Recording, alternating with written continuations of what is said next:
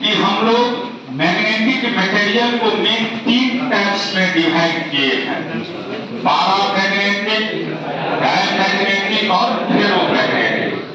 ध्यान से सुनना, पैरामैग्नेटिक, डायमैग्नेटिक और फेरोमैग्नेटिक। सबसे पहला दिमाग में सेट करो डायमैग्नेटिक।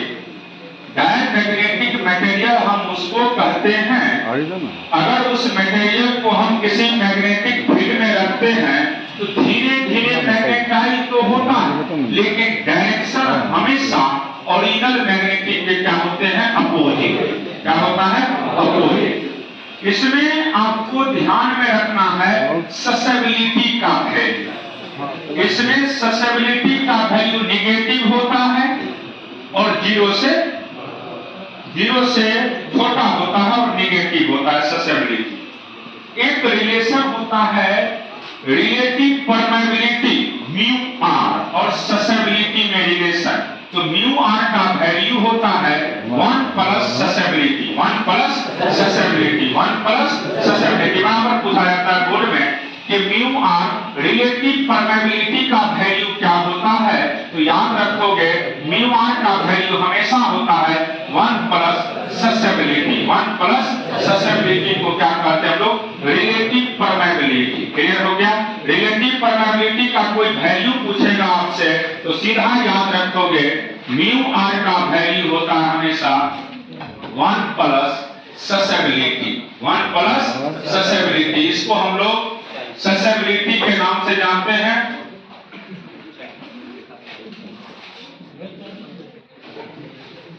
ससेबिलिटी और इसी को हम लोग चाहे पढ़ते हैं CHI।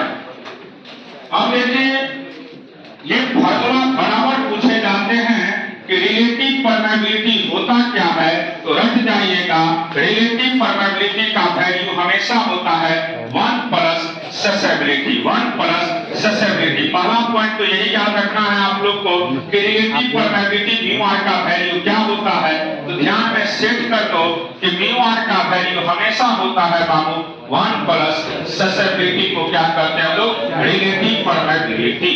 रिलेटिव परमेबिलिटी की बात करेंगे तो 1 प्लस ससेबिलिटी। अब सुनिए, डायमैग्नेटिक है जिसका वैल्यू नेगेटिव होता है, पैरामैग्नेटिक में 0 से बड़ा होता है और फेरोमैग्नेटिक में 1 से भी बड़ा होता है, 1 से भी बड़ा होता है, यानी हायर होते हैं। किसका वैल्यू, ससेबिलिटी का पूछे जाते हैं। तो ध्यान से एक बार फिर सुनिए। सबसे पहला है कि अगर हम लोग डायमैग्नेटिक मटेरियल को किसी मैग्नेट में रखते हैं तो धीरे धीरे मैग्नेटाइज होता है, डायरेक्शन ओरिजिनल मैग्नेट के क्या होते हैं, अपोजिट। दूसरा है पैरामैग्नेटिक। पैरामैग्नेटिक हम उसको कहते हैं जब उसको किसी मैग्नेटिक फील्ड में रखा जाए तो धीरे धीरे मैग्नेटाइज तो होता है, लेकिन डायरेक्शन जो है वह ओरिजिनल मैग्नेट के डायरेक्शन में ही होता है। और फेरोमैग्नेटिक सब्सटेंस को जैसे ही हम किसी मैग्नेटिक फील्ड में रखते हैं तो स्ट्रांगली क्या हो जाता है, मैग्नेटाइज, और इसका डायरेक्शन हमेशा मैग्नेटिक मटेरियल के डायरेक्शन में होता है। क्लियर हो गया?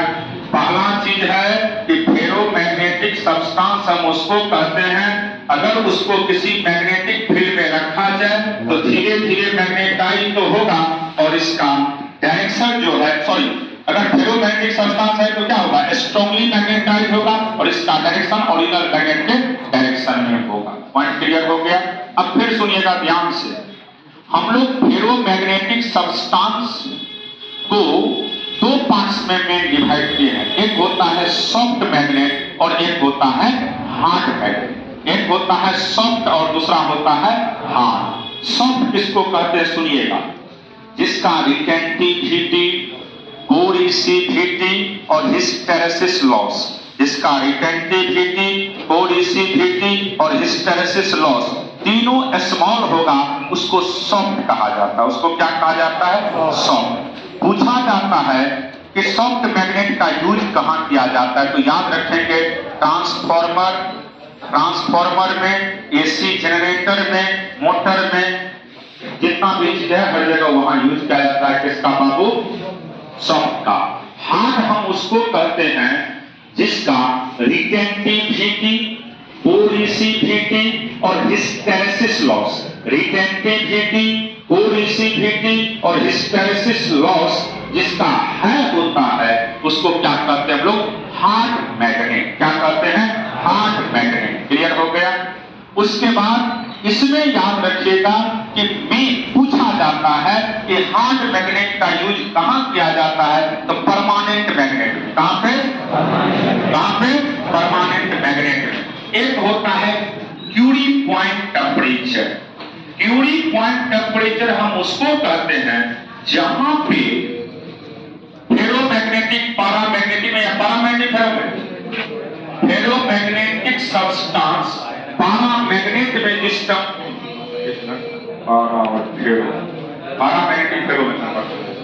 पैरामैग्नेटिक सब्सटेंस किसमें कन्वर्ट हो जाता है? फेरोमैग्नेटिक में। उसी टेम्परेचर को हम किसके नाम से जानते हैं? क्यूरी पॉइंट टेम्परेचर के नाम से। किसके नाम से? Curie point temperature. बहुत इंपॉर्टेंट है क्यूरी पॉइंट टेम्परेचर। कंपटीशन में भी पूछे जाते हैं और बोर्ड में भी बराबर क्वेश्चन पूछा जाता है क्यूरी पॉइंट टेम्परेचर क्या है। इसके बाद ये तो मान लीजिए आपका मैग्नेटिक प्रॉपर्टीज के विषय में हम लोग बोल रहे थे। दूसरा है, छोटा सा कंसेप्ट है, इलेक्ट्रोमैग्नेटिक इंडक्शन। इलेक्ट्रोमैग्नेटिक इंडक्शन में पहला चीज समझना होगा फ्लक्स को। फ्लक्स क्या होता है? तो सिंपली याद रखिएगा, फ्लक्स दो फैक्टर का डॉट प्रोडक्ट होता है। एक हम लोग मैग्नेटिक इंडक्शन, जिसको मैग्नेटिक फील्ड भी कहते हैं, मैग्नेटिक इंडक्शन लेते हैं, और दूसरा क्या लेते हैं हम लोग? एरिया। क्या लेते हैं? एरिया। इन दोनों के डॉट को किसके नाम से जानते हैं? फ्लक्स के नाम से। तो फ्लक्स का वैल्यू V डॉट A। अब V का आप लोग को यूनिट पता है टेस्ला, और एरिया का मीटर स्क्वायर, तो टेस्ला मीटर स्क्वायर हो जाएगा फ्लक्स का। उसके बाद हमने इसमें पढ़ाए थे फैराडे का लॉ। तो फैराडे का कितना लॉ होता है बाबू? दो लॉ, एक फर्स्ट लॉ है और दूसरा सेकंड लॉ।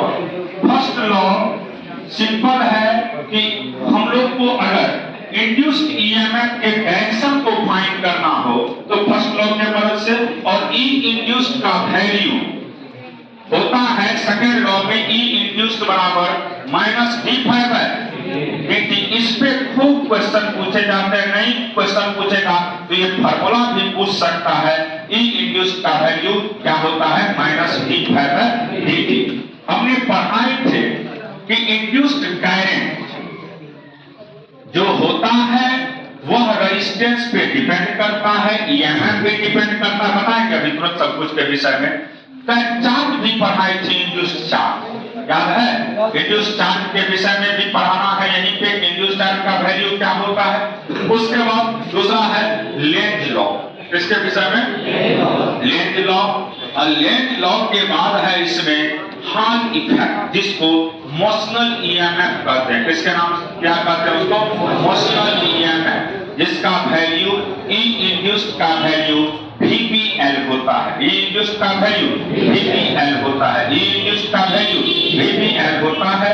उसके बाद इसी में पढ़ना है आप लोग को कि हम लोग इंडक्शन को मेन दो टाइप में डिवाइड किए हैं। एक का नाम है सेल्फ इंडक्शन और दूसरे का नाम है म्यूचुअल इंडक्शन। एक का नाम है सेल्फ और दूसरे का नाम है म्यूचुअल। सेल्फ किसको कहते हैं? तो याद होगा हमने सिंपली पढ़ाए थे कि फ्लक्स डायरेक्टली प्रोपोर्शनल अगर करंट हो तो उसी को सेल्फ इंडक्टेंस कहते हैं, और फाइ का वैल्यू L इंटू आई। और पूछा जाता है चाहे सेल्फ इंडक्शन हो चाहे म्यूचुअल इंडक्शन हो, चाहे सेल्फ हो चाहे म्यूचुअल हो, दिमाग में सेट कर दीजिएगा कि यूनिट क्या होता है इसका? हेनरी का, हेनरी या वेबर पर एम्पियर, वेबर पर एम्पियर या हेनरी। तो पूछा जाता है जनरली कि बाबू हेनरी किसका यूनिट है? तो याद रखोगे सेल्फ इंडक्शन का भी यूनिट हेनरी होता है और म्यूचुअल इंडक्टेंस का भी यूनिट क्या होता है? हेनरी। क्लियर हो गया?